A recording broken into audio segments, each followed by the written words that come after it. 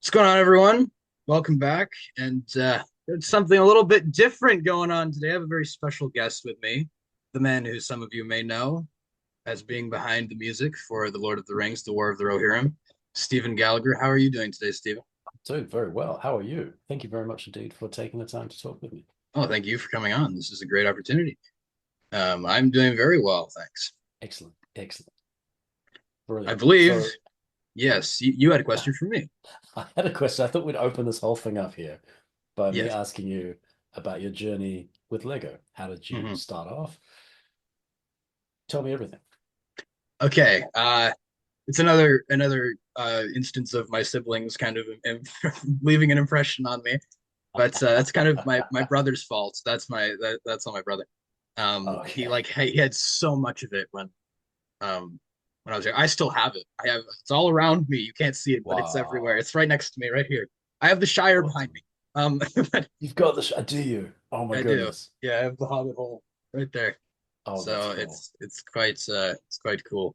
But yeah, it goes way back. And I don't know, like it's been a part of my life as long as it's kind of like those two, like Lord of the Rings and Lego, like they're almost like they've been this part of my life forever. You know what I mean? Amazing. So Amazing. yeah, and yeah, when they actually started making Lord of the Rings, like what was it, like 2012 or something, Mhm. I was like my mind was blown at that point. I was like, okay, this is incredible. Did it seem weird to you that it took till 2012 for the Lego Lord of the Rings sets to start appearing? Kind of. It was a bit odd because I know, like right? Harry Potter came started released around the same time, those films, and Yeah, the Lego was on that from like the get-go. So it was a bit odd absolutely. that it took that long, but I guess because of the Hobbit films releasing at that time, that's kind of why Lego chose that's Yeah. opening. Kind of makes Yes. sense. Yeah, that makes sense. You're right. Better late than never. But Better late than never, that's for sure. And I'm glad they brought it back too. yes, me too. I'm Absolutely. very happy about that. Yeah, that was a nice surprise actually. So here's another question. Do you have like favorite sets or favorite eras of Favorite Lego? eras? Oh, that's a good question. Well, my favorite set is the one I just mentioned. It is the Bag End. That is like Cool. probably my favorite Lego Cool. set. I'm so predictable, I know.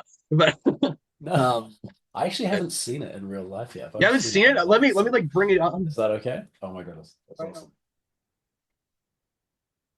everything's gonna fall off. Oh no, be careful. There we go. This Oh is the man. original.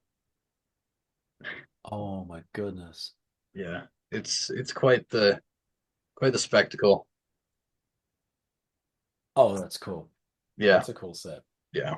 Thank you. Thank you very much Of indeed. course, That's a yeah. very cool set. That That's one, like I think the first one I ever got was it was like Gandalf arrives or something, and it was like the okay. scene where he reunites with Frodo at the beginning of the Fellowship of the Ring, and it was just like him with his horse and carriage and Frodo, and it Right. was like I think it was like $10 or something, and that was like I was like, whoa, no way, that's the original, that's a core memory, but Mm.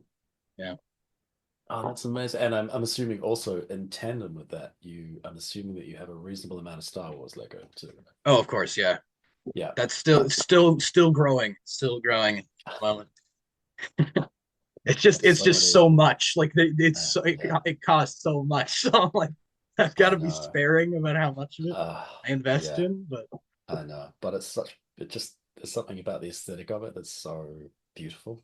I oh think yeah, the Star Wars Lego sets, the ships. I think like I remember when I saw I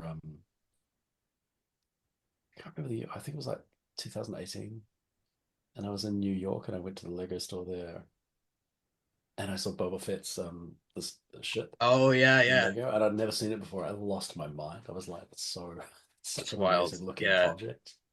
Yeah, design behind it, incredible. So these strands that you talked about earlier in terms of like Lego, uh, Lord of the Rings, Star Wars, and music. Um, like what's a typical day for you? Are you splitting your day up between like you're playing the violin, right? So is there like Oh, a I'm period of like the I'm day not a that's always violinist. violin? That's my Right, sister's thing. okay. Oh, that's your So that sister. like All right, so she just got I'm into mainly a music. singer. That's my main thing. Oh, cool. Okay, all right. Yeah. So That's, talk to me about like that part of your day. Like how much of your day are you dedicating to sort of singing and I try to dedicate at least a couple hours a day to it because like up until recently, I had a recital a couple weeks ago, how did it for like go? it went very well. Thanks. Yeah, it Awesome. was great. Um, Excellent. and I sang Hama's song from War of the Oh Rohirrim my and goodness. Oh my and goodness. Old Tom Bombadil from The Rings of Power. So Great song. Great that's song. the Oh, that's that's incredible. so That's amazing. Do you are there singers that inspire you? I mean Rufus Wainwright's one of them. He's great. Oh Uh, man, yes. What a he's voice. the legend. Um, and then I'm trying to think who else like really. I mean Ed Sheeran, I love. That was like Yeah. when he did I See Fire, and then I went Yeah. back and listened. I was like, okay, this is incredible. Yeah, that was quite an experience. Um, Sitting in the room listening to that song come together was quite something. Oh, yeah, because Because you were a producer on that film, weren't no, I mean I was working as a music editor, you? Hmm. Or yeah, and I music. I think I think meant music producer or music editor. Yeah. oh well, I mean really I was just we were recording what we thought at the time was just a demo track. Um, Throughout that film, there'd been a lot of discussion about the end title song, and Oh yeah.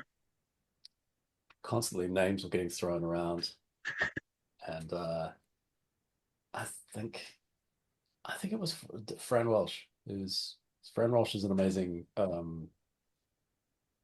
like an amazing person, an amazing musician as well. I think she's got a great musical ear, and she just said, "Oh well, our friend Ed might be able to come down and do it." Oh And wow. for some reason, I wasn't really familiar with Ed Sheeran then because he'd had like one album out, and in my and I'd been up for quite a lot of hours, and maybe my brain wasn't working so right. But for some reason, I thought she meant Ed O'Brien from Radiohead. I was Oh like, really? oh, that's really weird. Why would we get name on? Yeah, but I was like, okay, you know. And then when he turned up, oh no, actually, that's not what happened. And then after that, she played me a track. I think it's off his first album. It's a cover of an Irish song called "The Parting Glass."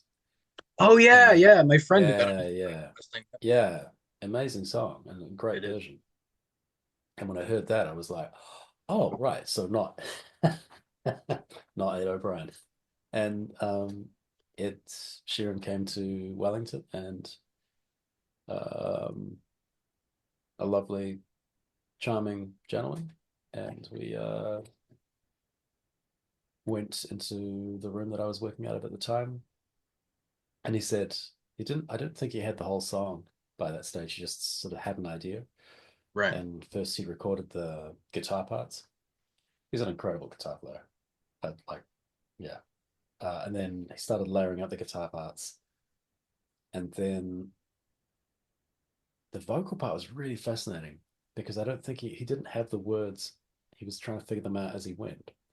So he was Mm, singing sort of a lot of just phonetics into the microphone to sort of try to figure out the melody and the stresses. And what was remarkable is that in a couple of hours, like the whole song, it just sort of materialized. right. And his working method and his focus was really impressive, as well as just being a super I mean, comparatively super relaxed about it as well. He didn't seem like really focused, really great to work with. Such an incredible singer. Like honestly, one of a great date when you get to sit in the room and just hear Ed Sheeran singing. I bet. Yeah. Just like, odd. Yeah, he's yeah, incredible, absolutely amazing artist. I think. Yeah. Um, so those are great singing uh, inspirations. So Yes. have you seen Rufus Wainwright or Ed Sheeran live in concert? I haven't. No, I want to. That's the dream. That's the dream goal. Like last year, I saw the Two Towers with a live orchestra, and that was a Oh, life-changing experience for me. Um, I've never seen a live playback. I've always wanted. So really, tell me about it. How was the it was experience? pretty great. They, Mm. I believe the soloist they had singing Gollum's song at the end also worked on The Hobbit. I'm trying to, oh, what's her name? It's bothering me that I'm blanking on it. It's all good. It was Grace Davidson. That's her name. The she's soprano. Like, is I think she? so. Yeah. Yeah, she's an incredible singer. Yeah, Mhm. I think she's on the Avatar soundtrack too. Really? Oh wow. I think that's her. Um, they're doing it live to projection. Are they doing it live to projection to the original theatrical release or the extended cut? It was the theatrical one. Oh, Um, cool. I Okay. I saw Return of the King a couple months ago, like just like a rerun theater showing of it, Hmm. which was very cool in its own right because we have like in Toronto there's a like it's called the Review Theater where I guess they run like old movies. They did like Lord of the Rings. They did all of them. Cool. So I was lucky to get in there because the tickets sell out extremely fast because got we got the Yeah. niche Yeah. nerd audience like me. I Oh go see no, it. I'm in there. Yeah, I Oh love yeah, that. Because to be honest with you, like it's great that we can stream things and watch things on DVD, but for me the magic of seeing that film and lots of films is partly due to the environment that you see it in, that yeah, immersive large exactly. format, um, no distractions. You're just there to see and Yeah, experience that that world, and to go back into it and experience it in a cinema environment, I think is the way to do it. oh So yeah, I can that's for sure. absolutely understand I that. was thinking about that because I went with like my one of my best friends and my sister, not the violinist. I have another sister. And we went to go see it, and I was thinking like this is my favorite movie, and I've never seen it in the theater. Like it just occurred to me. I was like, I can't believe that like I was like that's insane. I was like, this was important that that Yeah, happened. absolutely, absolutely. Yeah. Oh no, I'm happy you got that because I was the same actually with Star Wars. I never saw it in the cinema because it came out when I was really, really, really young, Oh, for real. and I really wanted to go and see it. I remember like being 4 or something like that, and looking at the artwork and the I guess the promotional material that was dotted around Tokyo where it Oh was yeah. living at the time, and it, and just going, oh, this looks amazing, and then missing that window of time, seeing Empire Strikes Back, seeing Jedi, and not seeing Star Wars in a cinema until like,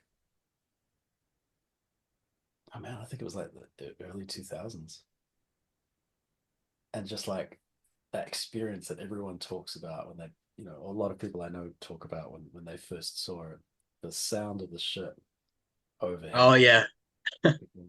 and just to have that moment, just going, oh, this is what they're talking about. Yeah, this is actually incredible. It's amazing. So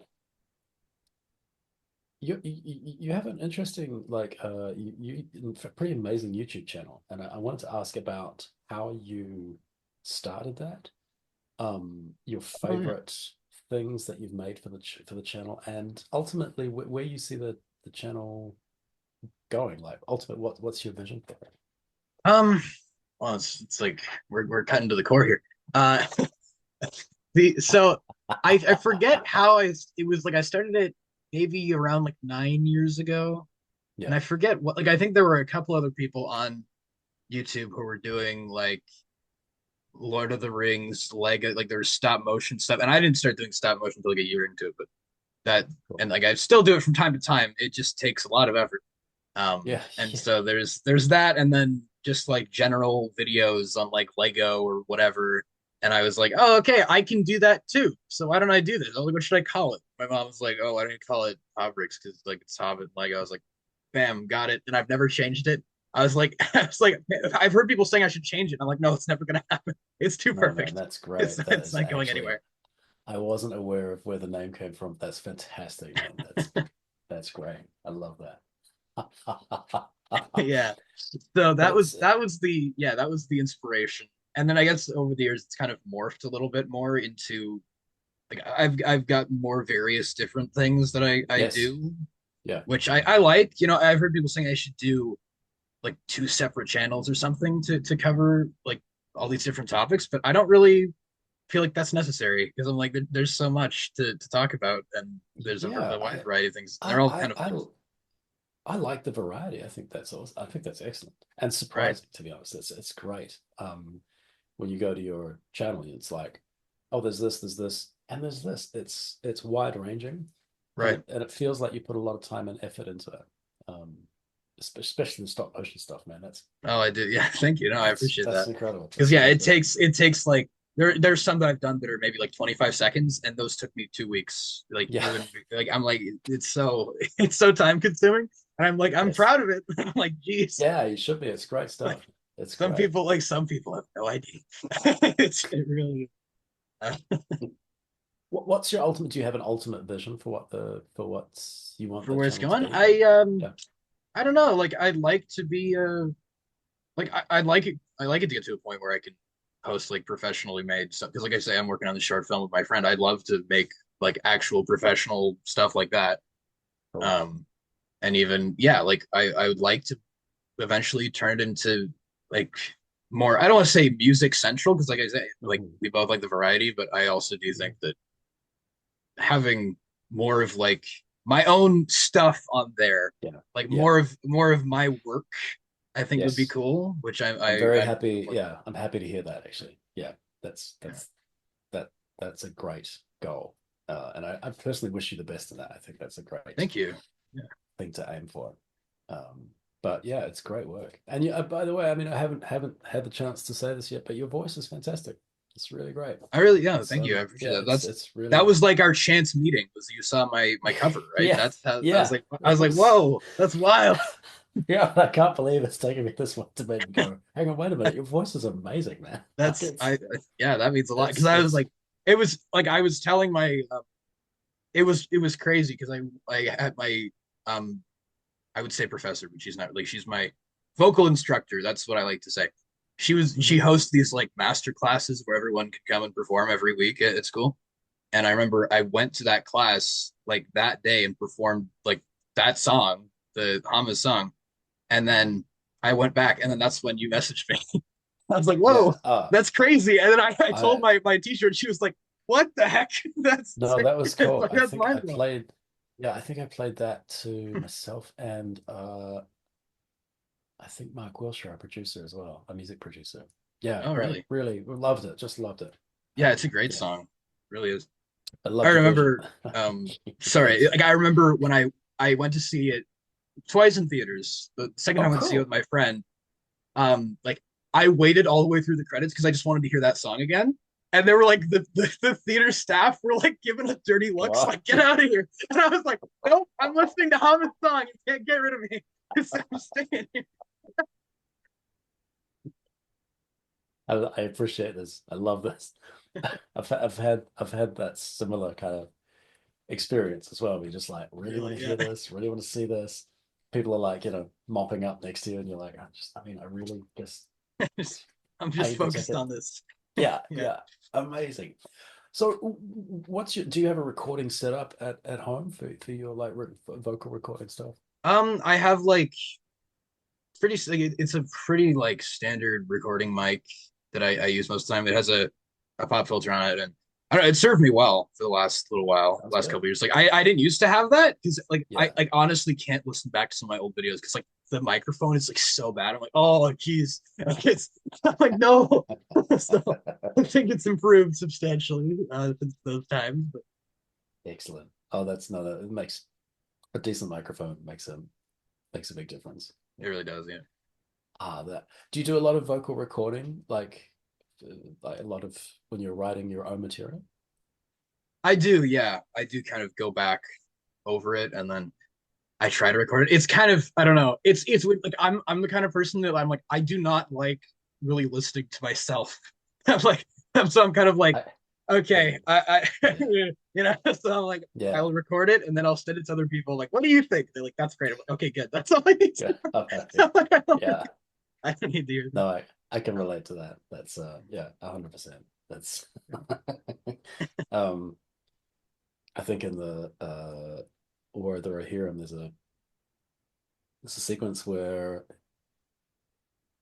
Hera is sitting behind the ramparts of Helm's Deep, and the camera goes over the ramparts onto the ground below where Hummer's body is lying, and there's a vocal line there that's basically um, it's reprising Hummer's song Yeah, from it's the melody. the Yeah, I was movie. gonna ask you Yeah, about and that. That was one of the things I wanted to ask you about because I was yeah, like, yeah, I thought that was a bit of it. Like I detected that yeah. when I That's watched. absolutely it is, and that's me singing it. But Oh, really? Wow. yeah, I did it furtively and kind of quickly because I was like, we're gonna get someone to replace this, someone who can actually sing.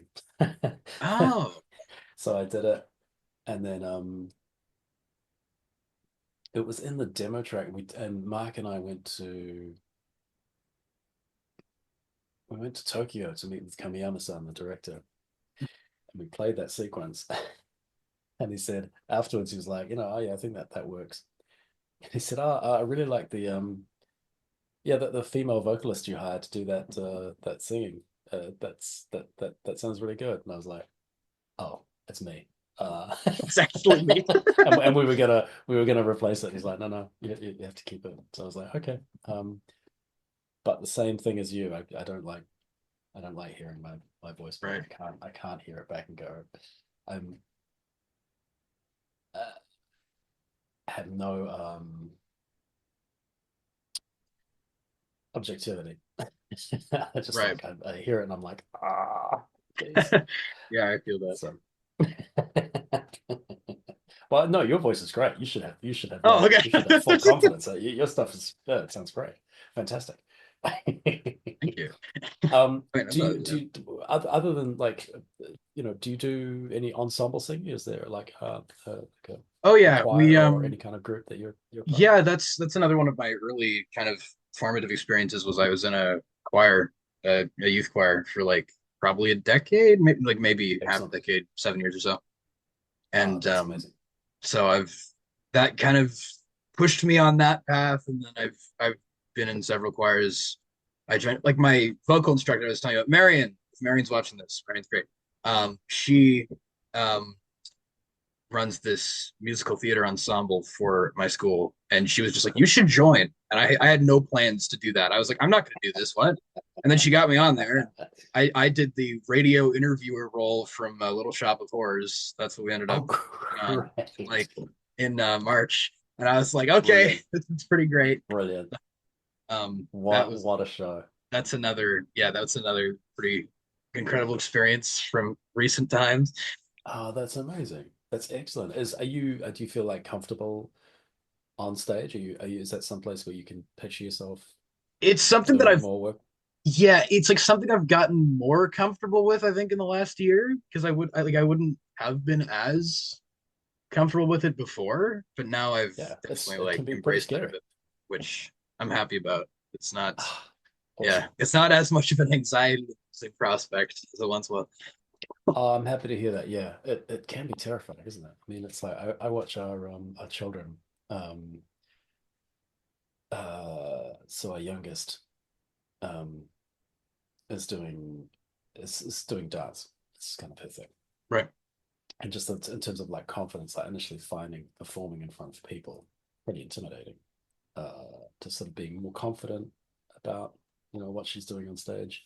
It's quite amazing to watch because yeah, I find it. Look, I spend most of my time by myself in a room in front of computers and synthesizers. So the idea of being in front of people on right. stage is a terrifying prospect.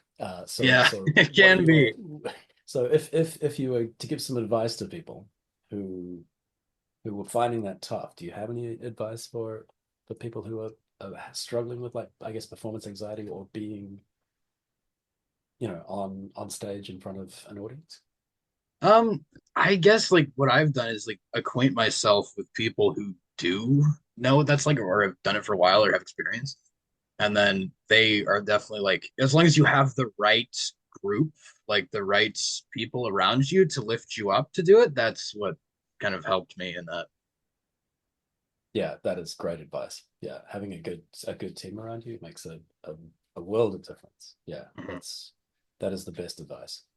Advice. I hope everyone will listen. So, do you have more like performance stuff coming up? Um, in the fall, the next musical that my school's putting on is Into the Woods. So that's going to be the next big thing. That's a great musical. Yes. Oh man, that's a great. So, do you know? Do you have an idea of the role that you play in that, or is I have just still had an yet to audition happen? for it like last week actually. So Oh, awesome. I'm that is TBD at the moment. That is to be determined. Oh, But excellent. I Oh, I'm well, I wish I'm you all the looking best. forward. Yeah, thank you. So here's another question for you as well. Your musical analysis on your channel, in terms of like where your analytical style and where does that come from? Like, if we go back to your sister sort of pushing you into, well, uh, or leading you to music, shall we say? At what point were you able to sit down and sort of look inside pieces of music and kind of start to pull them apart and explain that? Because I think that's quite a skill. Really. I guess I don't that's something I feel like that I just kind of picked up naturally, like almost on my own.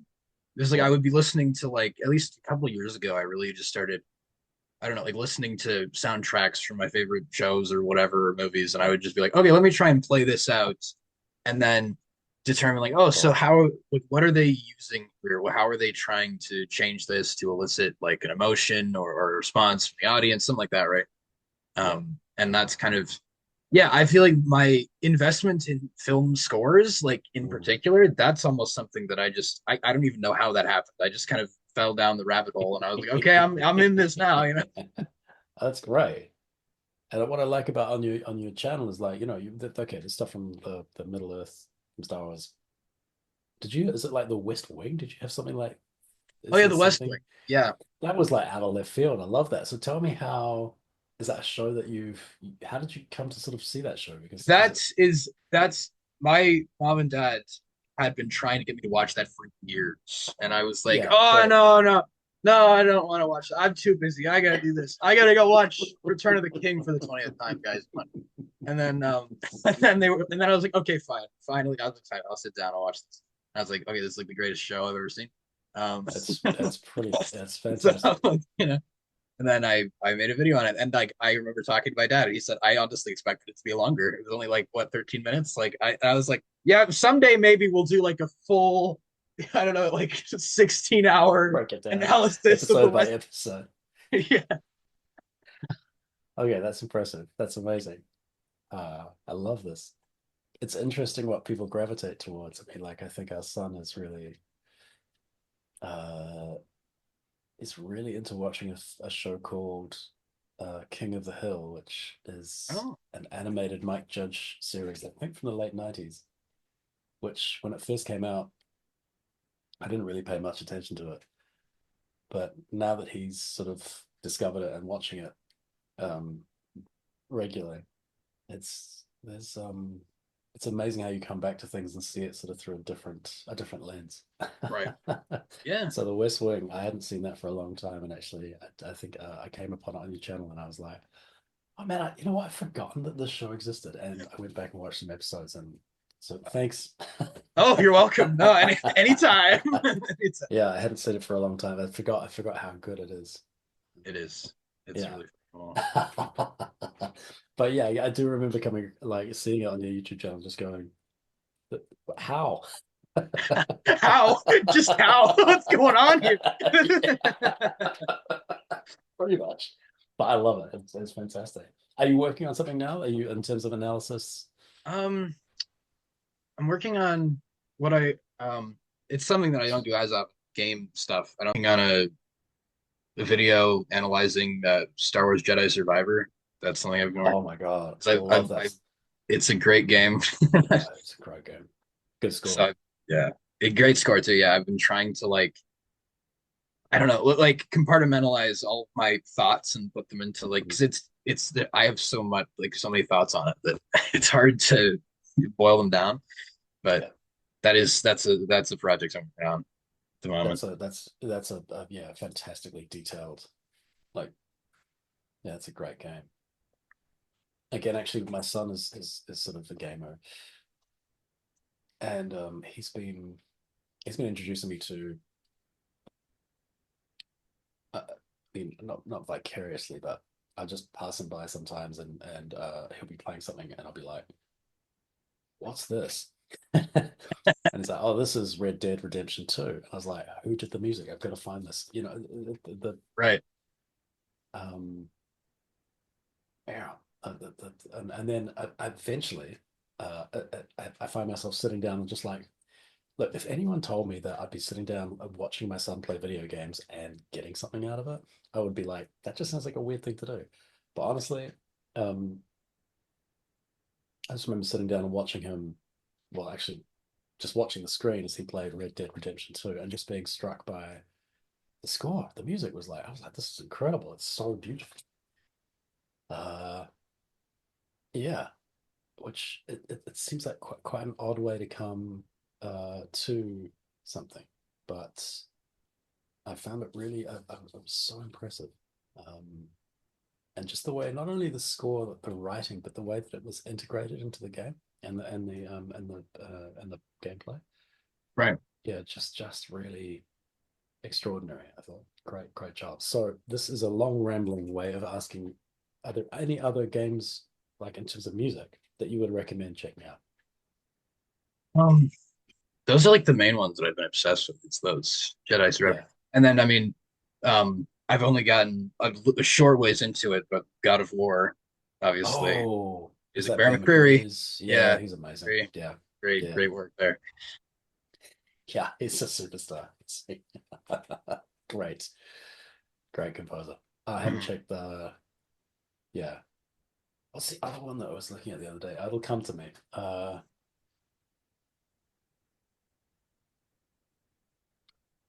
I'm drawing a blank. It will come, but it's another one where the music was like, Right. wow. Just yeah. So in terms of like, in terms of your singing, like obviously you've got a a show coming up. Ultimately, in if you could wake up tomorrow and do anything, what would it be? Like, would you be like writing your own songs and performing them and writing music for films? Tell me more. Um, I feel like it would just be like in an ideal world, if I could do like several things at once, it would be all of those. Um, but No reason why you can't. I love that. yeah, I think it would just be like I don't like I just like to find something like new, something that Yeah, inspires me, like some new yeah, piece of music that just, you know, it like turns on a light bulb and then I want yeah. to do that. You know what I mean? Yes, Um, yes, I absolutely do know what you mean. that Yeah, would be my like ideal way to, start a day is like find a new song and then either I don't know, derive inspiration from it or give it a shot myself, try singing yeah, it or something. I don't know, like yeah, like that. yeah, absolutely. So, okay, you've mentioned Ed Sheeran, Rufus Wainwright. Are there other singers who you listen to or who you admire their work? Um, I love like as far as since I've been getting all into musical theater and stuff like that, Yeah, Jeremy yeah, Jordan. I really love him. He's a great singer. yeah. It's a great In singer. like Newsies and I believe he was in the Gatsby musical, which they're currently like starting a production for. Great Gatsby. Really? Yeah. Okay, I need to check that out. That's all right. That's yeah, that's impressive vocalist. Um, in terms of your own songwriting, tell me about your approach to that. And is there a method or like a ritual you have around songwriting, or is it just like inspiration comes, you write, or do you have like because to It me like songwriting like writing music for film, as challenging as it is, feels comparatively a safer option because you have obviously a story unfolding in front of you. You have a, a director or a collaborator that you're working with. You have a timeline. You have deadlines, and you have a modicum of resources. So all of these things are like tenants in helping guide you to what you're going to make. So what I find terrifying about writing songs or something like that is that there's none of that. There's none of those kind of safety guardrails. It's just like almost like the void. Anything's possible, which is The at void. once inspiring but also terrifying. So how do you navigate that? Um, it's honestly kind of inconsistent. Like my approach to it's changed a lot in the last year. I think it's like I look at either what I'm going through in life. Like it depends. Like maybe I'm having a great day, maybe I'm having a not so great day. And I try and apply like those feelings into words. I try and like convert them almost, and then write something from that, and then like create a melody somehow based on that. Yeah, that's I don't know. It's just it's like a step by step kind of Yeah. procedure. When you say it like that, it sounds straightforward, but I find that a very challenging process. So I am I doff my cap to you, sir. Oh, thank you. That's how many songs have you written, do you think? Like what's your back catalog? My back catalog. I've written like it's like in the last few months I've really gotten into writing. In the past I haven't done as much of it, so maybe like one or two before that, but the last couple of months I've written like four or so, maybe four or five. And Yeah. the world is yet to see these. So I haven't really Oh, reviewed. cool. Oh, yeah. So I this is I look forward to yeah. They're evolving. uh, They're still evolving, but they will see the light of day eventually. oh, I'm glad to hear that. That's awesome. Oh yeah, no, I'd love to hear that. That's and also instrumentation wise, so you mentioned that you had a very out of tune piano and a keyboard that is now you've lent to your friend. So Yes. I'm curious, like when you're arranging or getting ideas, are you next to a musical instrument or are you just is this just all happening in your head and you're figuring it out without playing an instrument or Um, the the process of like coming up with the like conceptualizing it as lyrics, that usually just comes to me. Like I just think about it, and then actually creating a melody from that, I'm usually using like a keyboard or piano. And like okay. figuring out, oh, these are the notes, these are the chords. Kind of like Yeah, I say, it's like gotcha. stuff like, okay, here's the bass notes, here's the chord now. Here we Yeah, go. Yeah, so, yeah. awesome.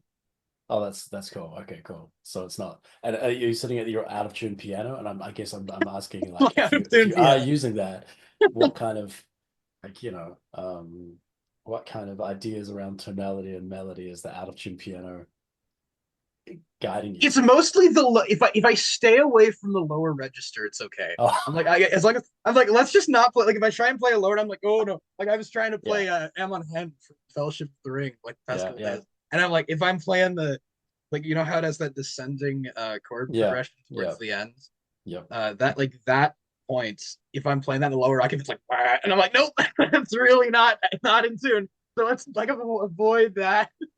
It's really not good. Yeah. Yeah. That's it's almost like uh physically. Yeah, it's like a physical response. Yeah, Like, yeah, I get that. Mhm. Yeah. I think there is sometimes charm in instruments that have kind of, shall we say, tuning idiosyncrasies. But Yes. at the same time, when you're trying to render or perform something that is, I guess, an equal temperament, and your piano is not cooperating, that would be an issue. Yeah, that's for sure. Are there other Um, instruments you play as well? I my mom taught me guitar a while back, and I haven't done it in like a Yeah, couple. no. It's been like a year or so since I picked it up, and I think my guitar is terribly out of tune because it was sitting in my closet for 7 months, not doing anything. So it needs to be Okay. tuned. But Okay. I do like playing guitar. I need to get Cool. better at like synchronizing that with my singing because I know some people that can do that Oh, really well, and that's something that I struggle with more. I'm like, oh, okay, if I'm trying to like concentrate on playing and singing, it's like a different ball game entirely. Um, do you think it's a case of the more you do, the easier it, but the more it makes sense, I or think the so. easier it Yeah. becomes? Yeah, right. Cool. Yeah, I had friends who can do. It's almost like there's two different people both doing the same thing at the same time. Like some of the guitar work and some of the vocal movement and synchronization is deeply impressive, and Yeah. also makes me go, yeah. No, Yeah. but I think to be they make it look easy because they've been doing it for long.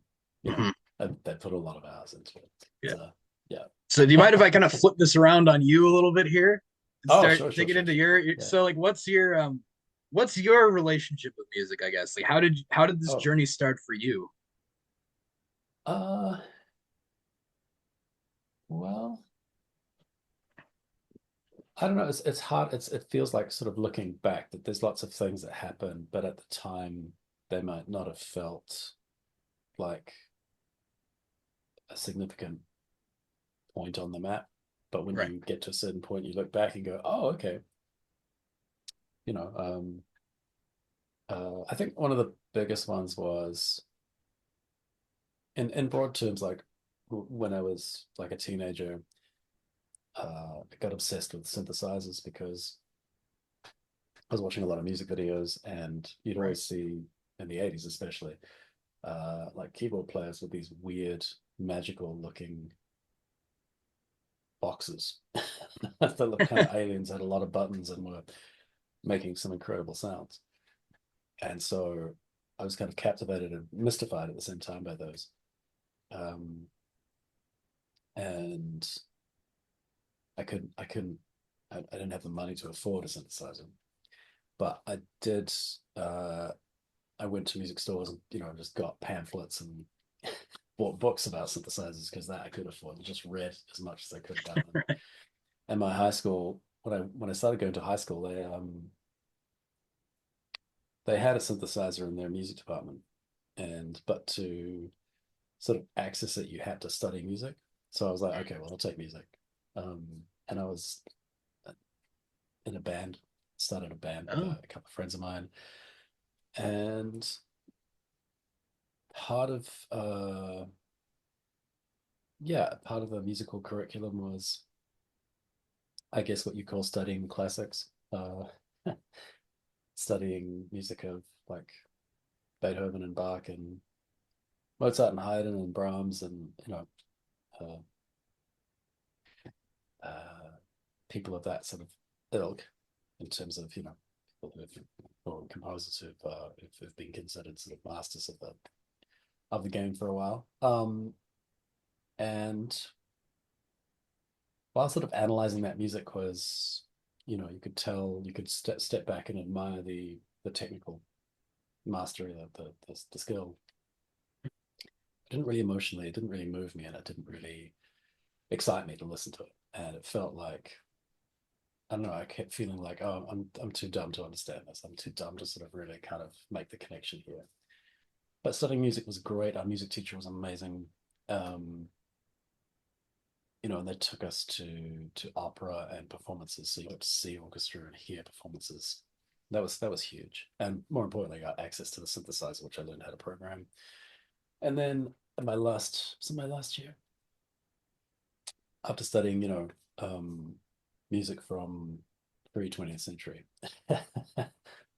our teacher begrudgingly, it has to be said, put a cassette tape of um, 20th century music post about, let's just say, post 1940, oh, and pushed play.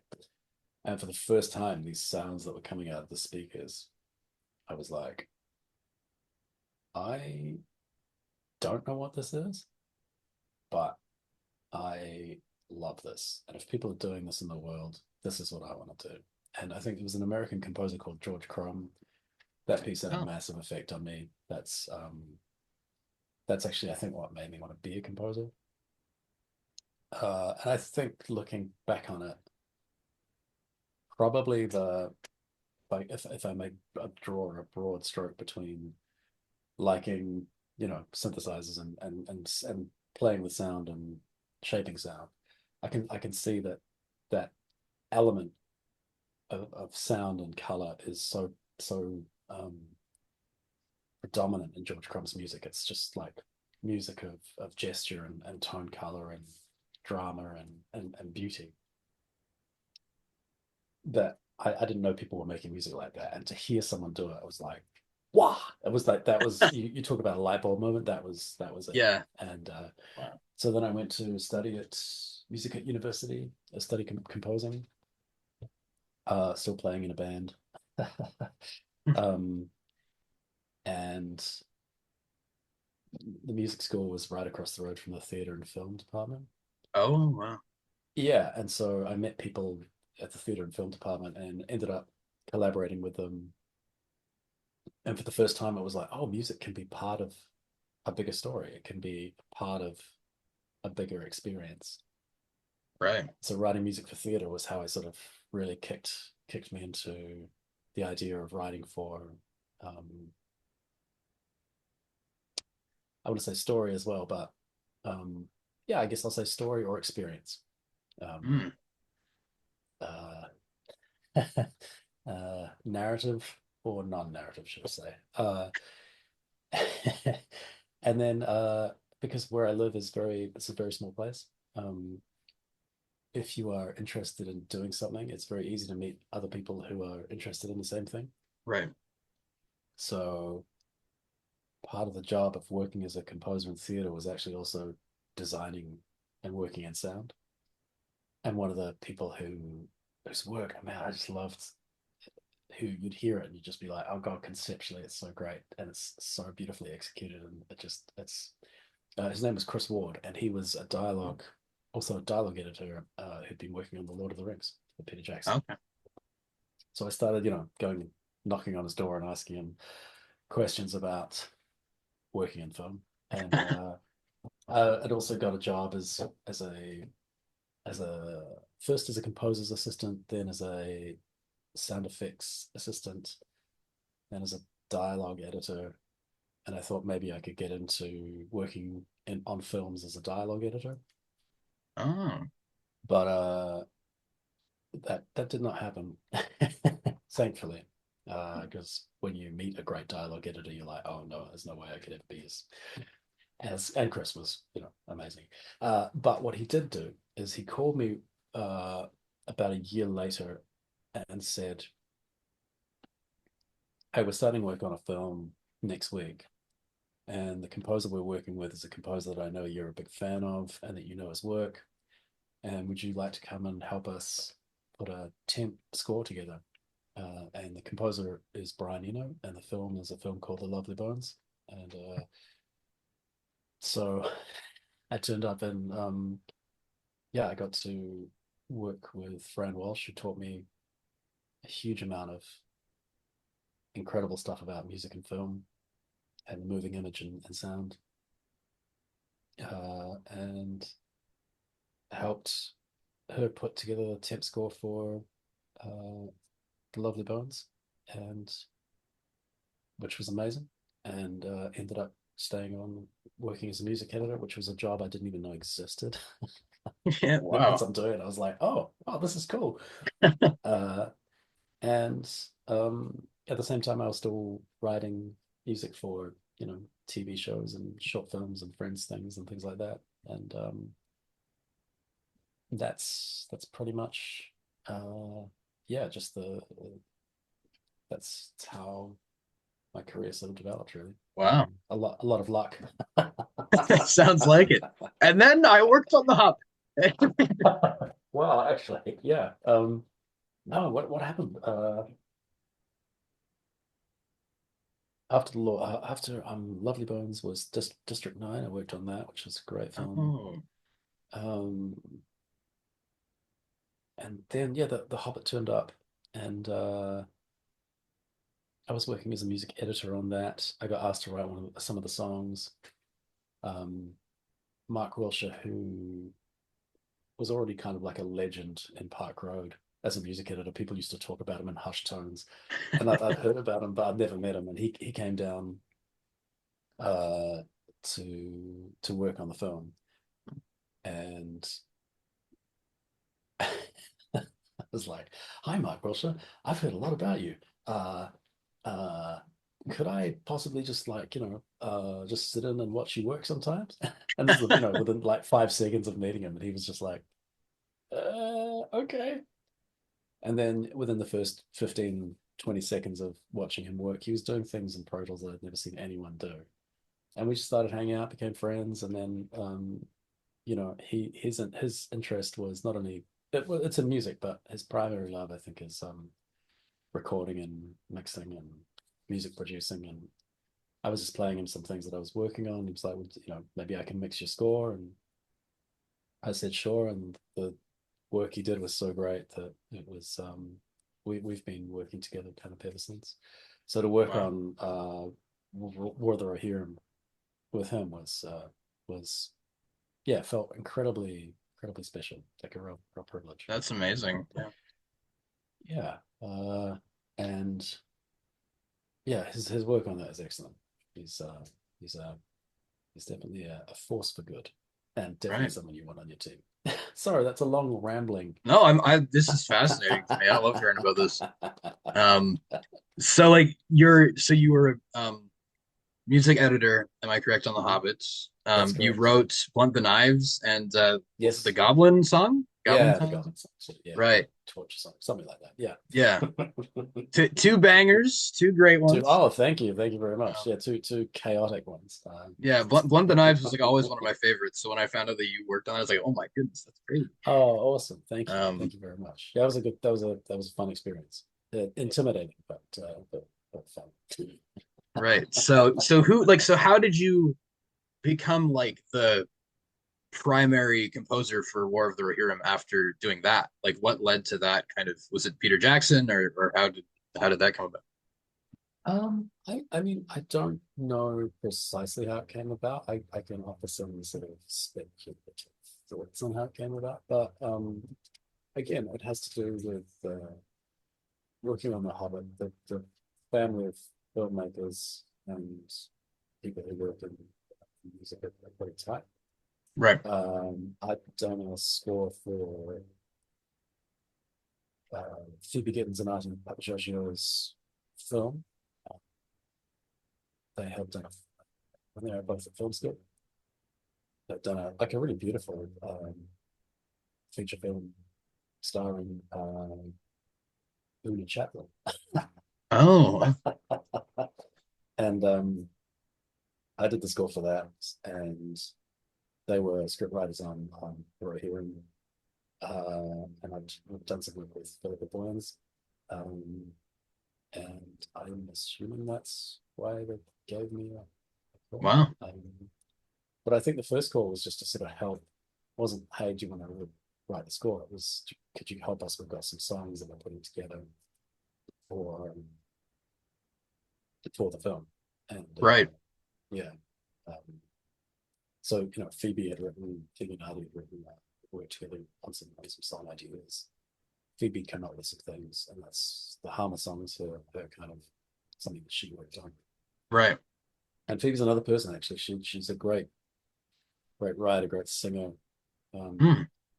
I really hope she keeps, and I'm fairly certain she will. She's writing and singing, making material. She makes great stuff. She's got great, I think, sensibilities.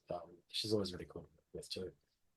Um, so they were about to do an ADR record for Hmm. Hammer's song, and they just needed things packaged up in a way that we could send it to London and it would make sense for their engineers and for the Yazdan to sing against. So that was the first sort of like toe in the water Right.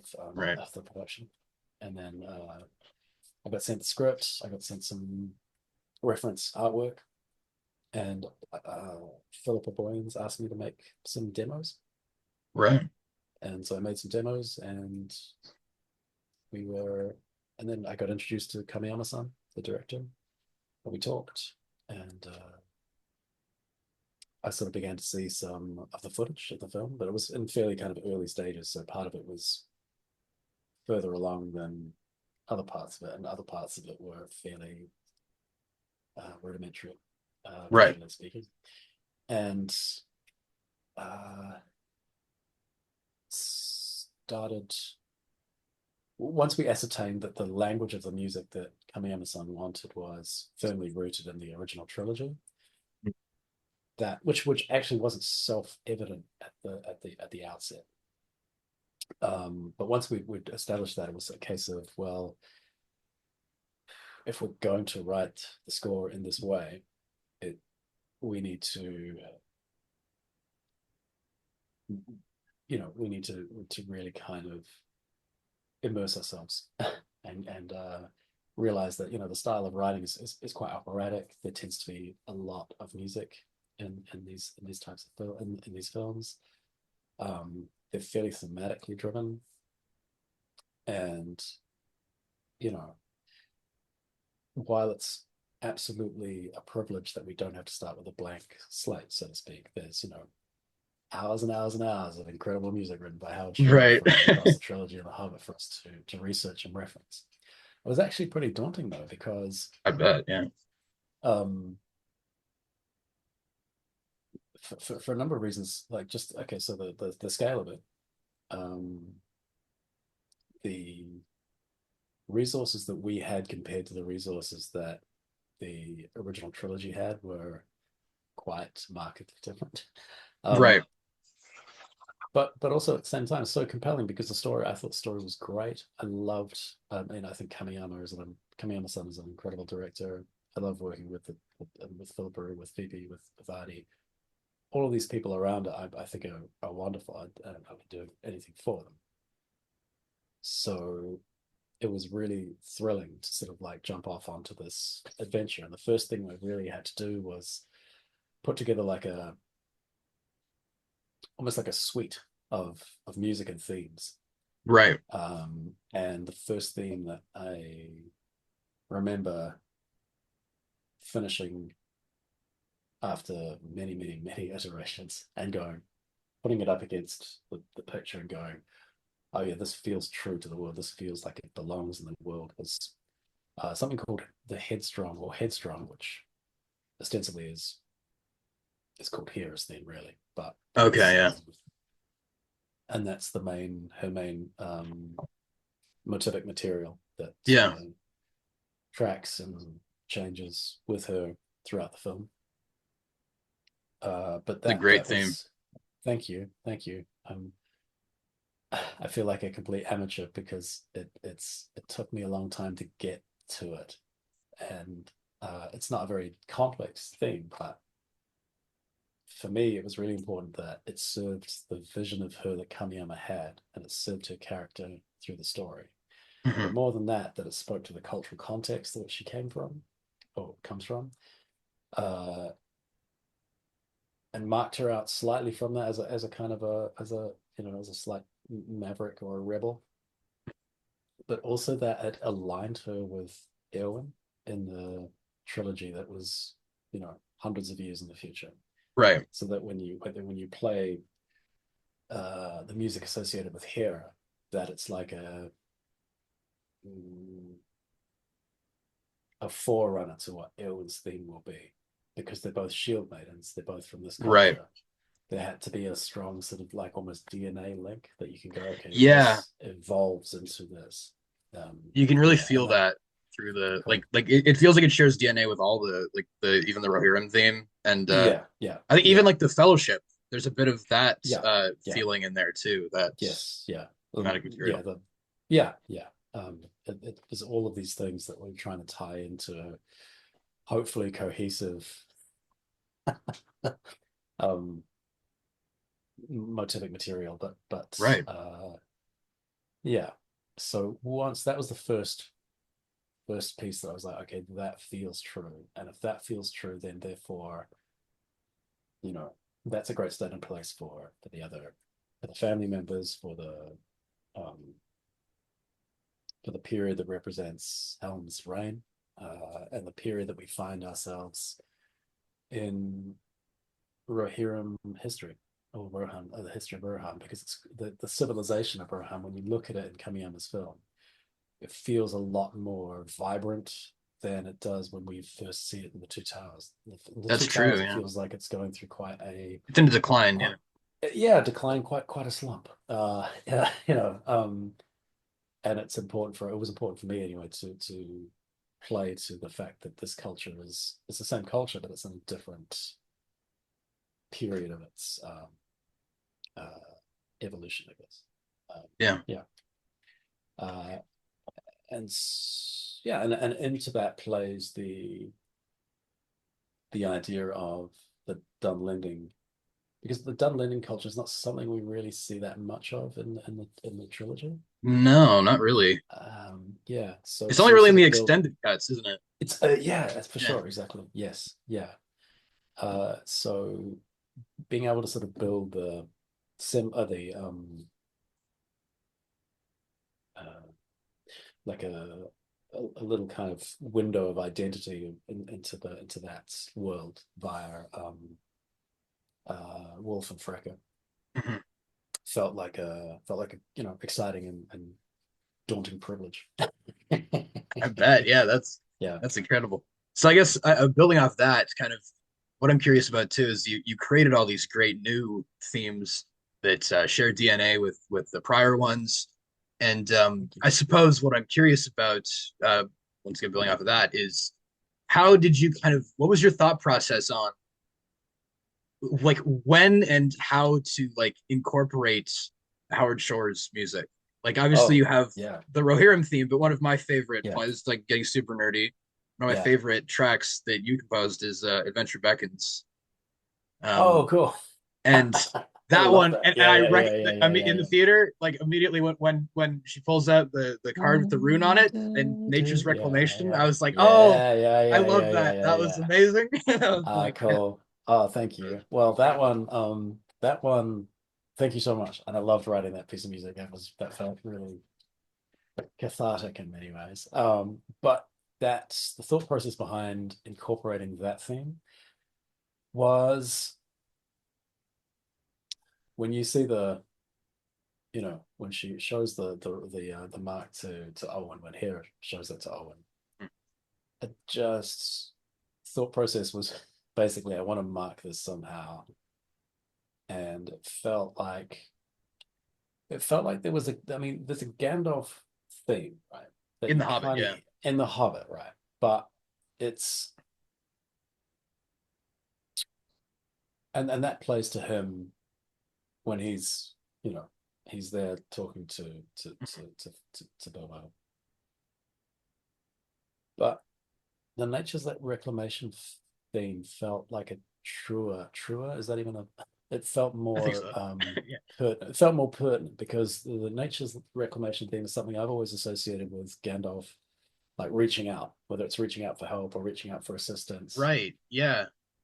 and it It's always a great way to felt put it. like yeah, it felt like to me that was more true to the situation here. Mhm. um and yeah, so that's why Right. I think it'd be a good idea to put Because I was wondering like it's something it's just my thought process on it, but like I was wondering if because I've always almost viewed that as an extension or like a part of the Rohirrim culture because they Howard it's Shore yeah, employs that theme like during the Battle of Pelennor Fields and yes, like the yes, lighting of the yeah, beacons. I believe he uses it there yes, too when they yes, ride off to war.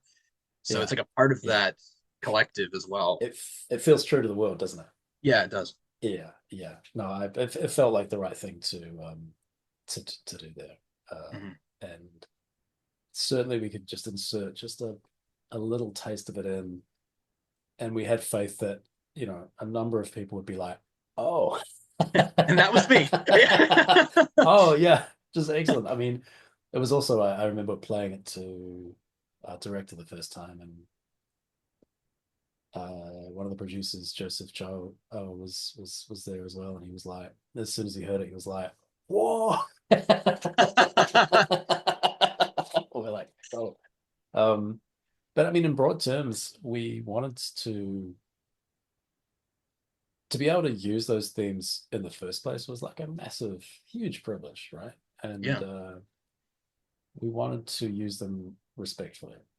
We didn't want to use them as like a crutch, every time. exactly. Yeah, But we wanted to use them where it felt sort of most true and uh, most pertinent. Uh, so obviously at the beginning, when the eagles come over the mountain and then they clear the mountain pass and there's Rohan, it felt like the right place to put it. hmm. Um, when I was writing that though, the images that I was working against weren't entirely fleshed out. Oh, So the eagles flying over the mountains, that part was like cool, and then it cut to something, and I was like looking at these kind of pencil drawings or charcoal. They almost look like charcoal cave drawings, really elegant, but quite right. abstract. And I saw what I thought was a hill, and I was like, I bet that's going to be like Meduseld and Edoras will see that.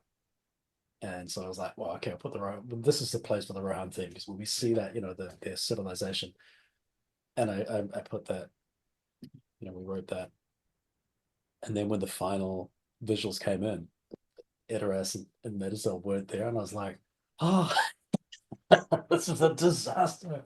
Oh Uh, no. but but it felt like the right thing to do Oh yeah. retrospectively anyway because it feels like a welcome back to Rohan, welcome back to Oh, it works super well. Yeah, and I love like the cue that comes in as the title card drops. That oh, rendition of the Rohan theme, I was like, that on is the so Hardanger. good. Yeah, Yeah, that was so cool. That was such a cool. Loved being able to do. There was two things actually. Taking the Rohan theme, playing it, yeah, the Hardanger solo version over the cards was like that felt really cool. And then there's another version of it in sort of reeds and winds just after Fricka dies, and there's a cut to uh, looking over Meduseld and Edoras, all kind of grey yeah, um, yeah, and there's iteration of that theme, but it's just in the winds. And I was like, oh, it's such a privilege to be able to like arrange this for different instrumentation than we're kind of used to hearing to sort of yeah. match the tone of what we're seeing and what's going on in the story. So yeah, I loved doing that. I was like, I couldn't believe my luck. Yeah, that's amazing. And yeah, I guess then the other themes that we used the ring theme, Yeah. which, as you hear it, appears at the start of the film. But that's not where we first had it. Oh, Yeah. So that's the first surprising. place, yeah, the first place we had it, well, because the title cards are usually kind of in films when you're working, the title cards are usually sort of some of the last material that comes in. So it's kind of difficult to know ahead of time what what the title card is going to be. So we hadn't really even focused on that. We were writing, or I was writing the sequence where Hera comes out. She follows what she thinks is her father, phantom, ghostly kind of image of Helm wandering Yeah, through yeah. these tunnels under the mountain, and she comes out and she hears Billy and Dom, the orcs. Yeah. Those guys Those guys. can't escape them. Um, I love that. It was great. As soon as I heard that voice, I was like, "Oh, that's brilliant." Um, and the orcs are having a conversation about what does Mordor want with rings anyway. And initially, I put the ring theme over the when the goblin opens up the pouch and puts a ring in it. I put the ring theme over that, Oh. which at the time felt like a good idea, but uh, and at the time played well. But then the film was slightly cut and Oh. it or recut, and it didn't land it landed in a very different way than we thought it would when we Right. in the original sequence, and it felt like it was just giving us the wrong information. So we cut it and just left the music out for that section where Hera emerges. And you just you hear the snow and you hear the goblins. Sorry, the yeah orcs voices, and then we had the title cards came up, and I wrote the kind of ascending sort of horn line. Um, and we recorded that. And then there was like when we saw the cut of the title cards going into the beginning of the film, there was a gap that we weren't aware of was going to be put in there. And all of a sudden, we'd done all the recording. We would run out of time to do more. And we were sitting in the studio and we'd mixed the opening title. And we were like, what are we going to do? And we're like, well, if you look back at all of the original trilogy films, they all start with a ring theme. We have a ring theme that we've Yeah. recorded. So Mark Wilshire, being the amazing music editor that he is, pulled the ring theme into that gap and fussed around with it. And we had some wild Japanese percussion that we'd recorded in London with our amazing percussionist, Joe Giudinetti. And it just seemed to fit beautifully. And we played it to Kamiyama-san. He was like, yeah, great. And it's suddenly like, oh, so it was fortuitous, but not pre-planned. And yeah. And there was a couple of other instances where we recorded like um, themes that we thought were great against a particular cut of the film, but then the cut Right. changed and we had to rethink our approach. So the other one is basically we had the Gondor theme, Yeah, I was wondering which about is that too, because it's on the yeah, soundtrack and not in it's the on the movie. soundtrack. Because Yes, I that's listened to right. the soundtrack before I saw the movie, and I was like, "Where's the Uh, Gondor theme?" I love it. I So was like, "They're yeah, talking about Gondor, but where is the theme?" but where is it? Yeah, well, this is initially when Hera is kidnapped and she wakes up with a bag over her head and she hears the noise and she goes and parts the kind of the curtain to look out onto Isengard. Originally, what happened was she parted the curtain and you just saw Orthanc, and the camera sort of did this kind of pan up of the Tower of Orthanc, and it was like, wow. And it felt like this sequence needs to be counterpointed with a musical statement that feels true to what we're seeing here. So if we think about Isengard and we think about Orthanc at this period in time, what makes sense from trilogy? If we were going to use a theme, what makes sense? Because it feels like it's screaming out for that. And we kind of thought the Gondor theme would be the most true of the world because at that point, Isengard is a different kind of place to when we see it in the trilogy, right? Oh yeah. And that's kind of it speaks to Gondor. It's like it's under the realm of Gondor at that point. So we're like, Gondor theme, awesome. And we recorded it and we were like, sounds great. And then the sequence was recut. And Ooh. the Gondor thing was just like, that's just not working. It just now it feels wrong. And this is the way this happens a lot in film, and it's Right. part of the process. So we reshaped the beginning of that, but at the same time we were like, feel like we want to include it on the soundtrack because we had this policy of, and this stems from Mark and I being huge fans of the complete recordings when those came out.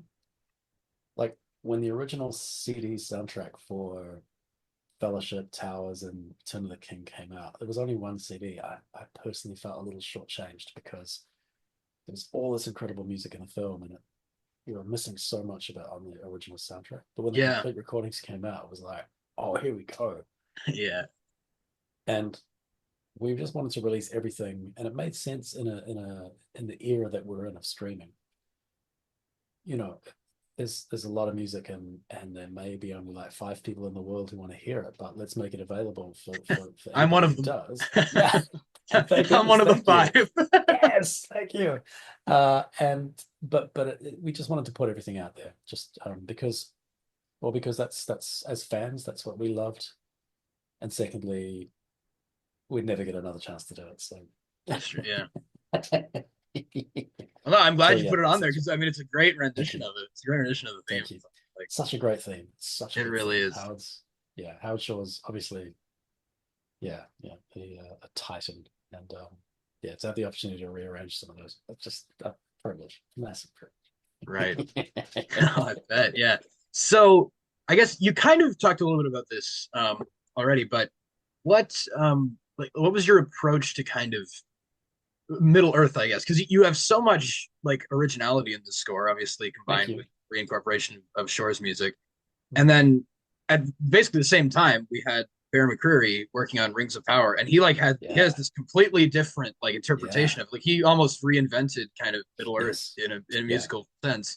So absolutely. how did you like you almost had a more difficult job because you had to like follow up Uh, Howard Shore and then like do your own thing in yeah, addition to that. Like that's crazy, you know? So yeah. I mean, although I would counter that with that Bear probably had a more difficult job because his deadlines were probably wildly, yeah, that's true. I bet. wildly more outrageous than mine. Oh And yeah. but no, I mean, I mean, firstly, thank you. I think fundamentally is our thought process is around that what we're seeing on screen, the design language is directly taken from the original trilogy. And Kamiyama-san's wish for the music to have the same approach. It's essentially, take the sound of the trilogy and manifest it for his film, but in a way that suits his film rather than Right. just straight thing. Mhm. So yeah, it was daunting. Fundamentally, our job is to serve the film and to serve the director's vision for what he wants his score to be in this case. Um, so having spent a fair amount of time around and within um, Middle Earth and the music of it, uh, there's lots of things about Howard's approach to the score that are pretty are kind of noteworthy, other than just the writing, the melodic harmonic, you know, score writing. And you make a really great point about how Bear McCreary has sort of reinvented the world. He's done it. He's an incredible composer. Oh yeah. Brilliant. Howard's orchestra for the Rings, for the original trilogy anyway, just sounds so. I don't want to be glib or anything. It sounds ancient to me. It sounds like it's grown out of the Yeah. earth. Yeah. And there's kind of a couple of reasons for that. Whereas, like, if you listen to Bear McCreary's, it sounds great. It sounds very modern.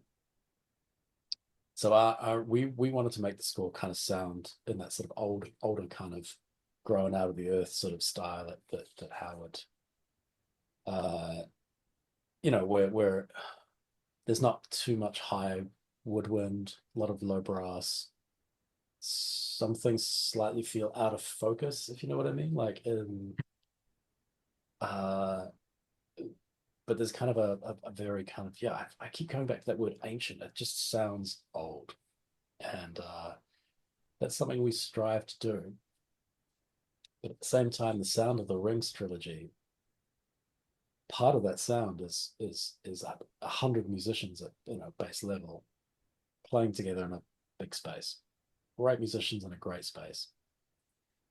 We approaching this, we didn't have the resources. Uh, we didn't have. I mean, part of the deal when I took on writing the score was that it had to be recorded in New Zealand, which I'm very happy about. Look, I love the musicians here. NZSO and Stromer are wonderful, great people to work with, great orchestra. But our challenge was that we didn't really have a big space.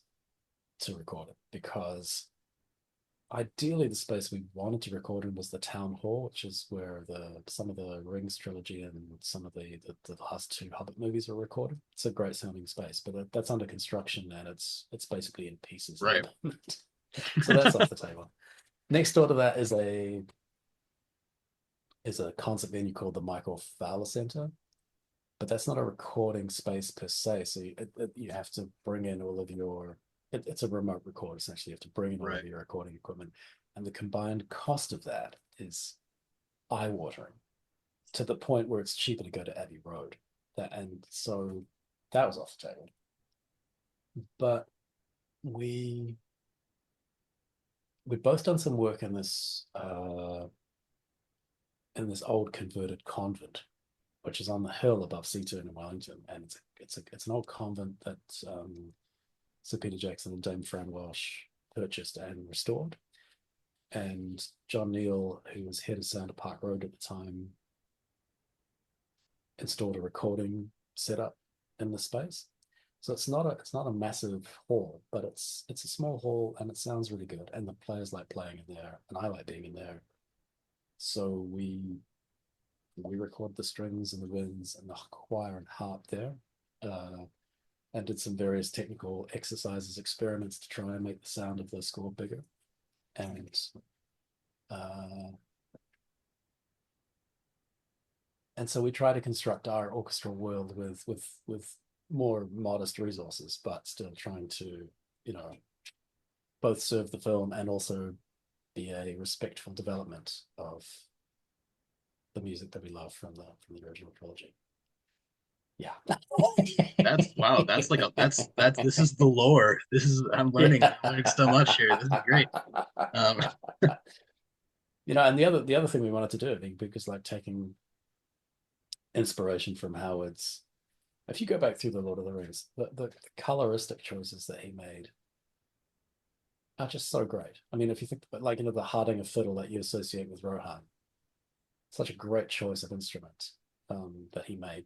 And so we wanted to bring in sort of other instrumental colors that in the spirit of what he'd done in the other rings. So one of those things was kind of these ancient medieval kind of early Renaissance double capped um, wind instruments called the crumhorns, which when you hear them sound kind of like a big kazoo, like just no dynamic control. It's either on or off.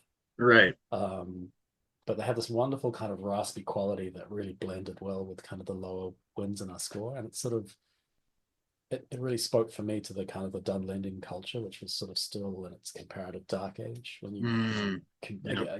alongside the Rohan. Um, and the two players, Dr. Emily Barnes and Jude, brought along some other instruments that we hadn't really considered, like something called the Welsh fife. We found Jude Rees. She has a YouTube channel, and we were kind of Oh, looking for crumb horns, and we discovered her playing crumb horn, and we were like, where? Oh, she's in England. Okay, so I wrote to her, and we were like, hey, love your channel, and we're doing this. Would you be interested in coming and playing on the score? And she said, yeah. Here's my friend Dr. Emily Barnes. We both play together, and we're both kind of like early music specialists. And in our back and forth on emails, we're asking about crumb horns and asking about what other instruments they had. And Jude was like, "Oh, we could bring the Roush fife, but nobody wants a Roush fife." We're like, "What's a Roush fife?" And it is this double cap reed that, when you blow it, it just sounds like an early version of a car alarm. It's like it's just oh wow. and so we're like, "Oh, we Okay. definitely want that." And they were so flexible, and they just like that was an example of going to a recording session with people who are incredible at what they do, but also very generous with their knowledge. They were back and forth, like just giving us insight into the history of this instrument, the tuning of it. And I felt like I walked away not only with like great material, but just like learning more about what they do and those instruments. So they're good. Um, yeah, and then also working with Kamiyama-san. He obviously when we saw the visuals with the taiko drums, we were like, okay, we'll be recording taikos. But he was really gracious. He was like, well, there's a whole world of Japanese percussion to explore, and if you should feel open to experimenting and incorporating in your score, which was such a wonderful invitation. So we did, yeah. That's So just incredible. incorporating all these different sort of colors to make the score feel kind of more individualistic, while Yeah, still kind of staying in the realm of metal. that's fascinating. I suppose what I'm this is kind of my big question saved it is what are you most proud of that you created on this movie? Like, is it a theme? Is it a moment? Like, what is like kind of your takeaway from the project? That's a great question. I'm grateful that I'm proud of the work that we did. I'm proud of the music. Uh, what am I most proud of? I'm most proud that we.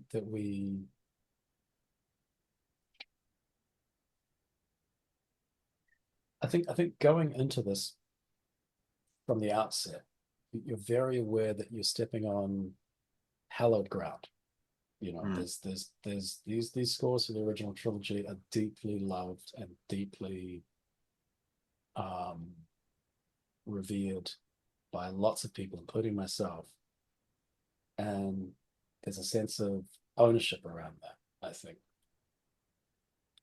So you know that going in, and you know that there are going to be people who embrace what you're trying to do. There's also going to be people who could just hate it.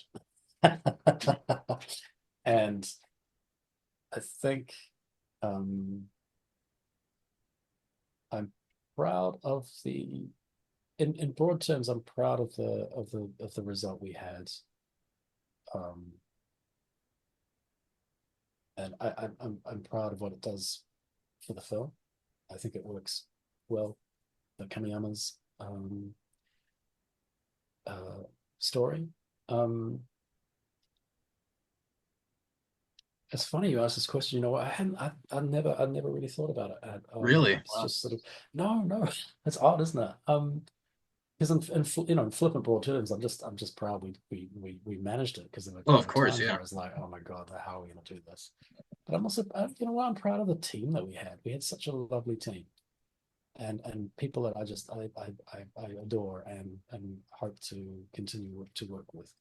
So I'm proud that we had the team we had, and we built the relationship we did, and that we put the work in that we all did, and that every member of the team just brought their A game. And I think every member of the team achieved, including, and I really, me included, achieved way more than they thought they could when we first thought about going into this project. And Right. to do that together was a real triumph. Yeah. Uh, yeah. I hope that's not too glib, but No, I not at feel all. like, That's great. yeah, That's like yeah, a really thoughtful answer. Like, it's something it's like I was really like I don't know how to say like I was very interested going into the movie because I was like, this is something totally yeah. almost foreign to me. Like as someone who loves Right. this Yeah. world, and I was like, Yeah. how's this gonna come across? And it Yeah. Yeah. really did like have that like magic to it. Like it had that spirit that I felt from the Lord of the Rings and even the Hobbit Oh, as well. cool. Like that the Amazing. second that title came, like the New Line Cinema logo, and like you said, you had the ring theme in there. I was like, oh, I'm Mhm. back in the world. I'm back. I love this, and it's just like that's something very Excellent. difficult to do. So like props Yeah. to you on that. Like that's a Oh, very thank you commendable so feat. much. That's Yeah. that that that means a great deal. Thank you. Thank you very much indeed. Um, yeah, that really means a great deal. That's made my morning. Thank you. Of course, thank you. Well, it's been an absolute privilege and pleasure talking to you. Of course, yeah, it's I been great. gotta get off and go and get my family organized for the day. But Oh yeah, yeah. I've been recording this as well, so I can send you all my audio. Oh, that'd be If amazing. it's Yeah, of use, yeah, okay, cool. for I'll send sure. that after our conversation. But I also just wanted to say, thank you very much for reaching out. And honestly, like when I heard your song, it made us all on the team so thrilled. And I Really? think your Wow. voice is That's amazing, like and we wow. yeah. Yeah, that's. So yeah. So maybe there's a future where we can work together and do something. I hope so. If you're Yeah, up and for that, yeah, I hope we can talk again in the future. Like, what's yeah, I guess before we head off, what like do you have yeah. anything you want to plug? What are you working? I saw you posted something about you a cast for a film you're working on. Is that? Oh, it's another Canadian. So it's a Canadian director called Lisa Ovies, who I've Oh, worked with. She's got two projects working coming at the moment. She's got a short film and a feature film that we'll be working on later in the year. So she's let's say she's firmly in the genre of horror. This is great. So uh, I think they'll start filming those pretty soon. But that's something that we'll be working on right. in the That's amazing. Yeah. coming months. Yeah, that'll be fun. And like any like I guess I don't know. This is maybe like, I'm grasping here. What, do Yeah. you see a future for yourself in Middle Earth? Is that at all possible? Do you Oh, think for you? I see where you're coming Yes. from here. Well, I think yeah, I would like to think that. I'm not sure with the I'm uh ideally yes. I mean I won't be doing the role that I did on Rohirrim Hmm. on the upcoming film. That will be someone else, and I think you'll be very happy with that. I mean, with um, they'll do a great job. Yeah. But yeah, I mean, I hope so. It's been such a marvelous experience, and the people are so great that I would, yeah, happily work with them anytime.